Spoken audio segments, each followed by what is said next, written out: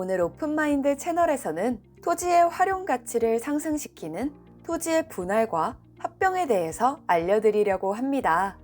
우리의 생각과는 다르게 토지는 모양이 바르지 않을 수도 있고 너무 큰 평수로 인해 가격이 비싸거나 도로가 없는 작은 면적의 토지는 적은 수요로 인해 매매에 어려움을 겪을 수도 있죠.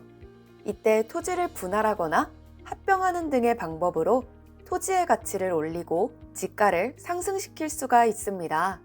먼저 토지의 분할에 대해서 알아볼게요.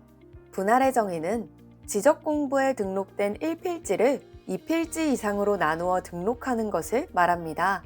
예를 들어 그림처럼 100평의 토지를 각각 20평으로 5개의 토지로 분할하는 것이죠. 그럼 모든 토지가 분할을 할 수 있을까요?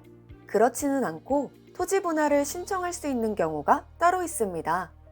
첫 번째로 소유권 이전, 매매 등을 위하여 필요한 경우인데 아무래도 이 경우가 가장 많겠죠. 그리고 토지 이용상 불합리한 지상 경계를 시정하기 위한 경우, 관계 법령에 따라 토지 분할이 포함된 개발 행위 허가 등을 받는 경우, 토지의 일부가 형질 변경으로 지목이 바뀐 경우, 예를 들어 전 답으로 되어 있는 내 토지에서 주택을 짓기 위해서 일부분만 대지로 바꾸는 경우일 수가 있겠죠? 이런 경우들이 토지 분할의 요건이 됩니다. 또한 토지를 분할하기 위해서는 분할 제한 면적이라는 것을 알아야 하는데요. 건축법에 의하여 건축물이 있는 대지는 다음의 범위에서 해당 지방자치단체의 조례로 정하는 면적에 못 미치게 분할할 수 없습니다. 그 규정을 보자면 주거지역은 60제곱미터로 약 18평, 상업지역은 150제곱미터로 약 45평, 공업지역은 동일하게 150제곱미터, 녹지지역은 200제곱미터로 약 60평, 그리고 비도시 지역은 60제곱미터, 농림지역은 2000제곱미터로 약 600평을 기준으로 분할을 할 수가 있습니다. 다음으로는 합병입니다.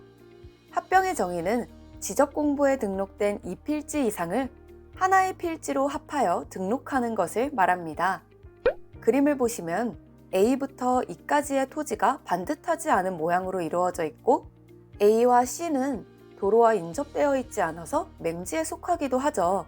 이럴 경우는 이렇게 하나의 토지로 합병을 해서 토지의 활용 가치를 올릴 수가 있습니다. 그렇다면 토지 합병을 신청할 수 있는 경우도 따로 있겠죠.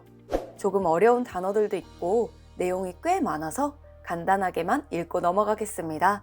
합병하려는 토지의 지번부여 지역, 지목 또는 소유자가 같은 경우, 토지의 지적도 및 임야도의 축척이 서로 같은 경우, 소유권, 지상권, 전세권 또는 임차권의 등기, 승역지에 대한 지역권의 등기, 합병하려는 토지 전부에 대한 등기 원인 및 그 연월일 접수번호가 같은 저당권의 등기여야 하며, 합병하려는 토지의 소유자의 주소는 등기의 토지 소유자 주소와 같아야 합니다.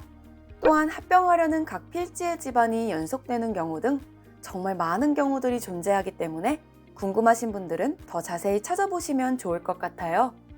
또한 토지 분할과 합병을 위해서는 여러 가지 법령을 참고해야 하는데 그 중에서도 공간정보의 구축 및 관리 등에 관한 법률을 찾아보시면 제가 설명드린 내용을 구체적으로 정확하게 아실 수가 있습니다. 오늘은 토지의 활용 가치와 그로 인해 지가까지 상승시킬 수도 있는 분할과 합병의 의미에 대해서 알아보았는데요. 앞으로도 오픈마인드 채널에서는 여러 가지 토지와 부동산에 관한 유용한 개념들과 정보들을 정확하고 알기 쉽게 전달해 드리도록 하겠습니다. 오늘은 여기까지입니다. 감사합니다.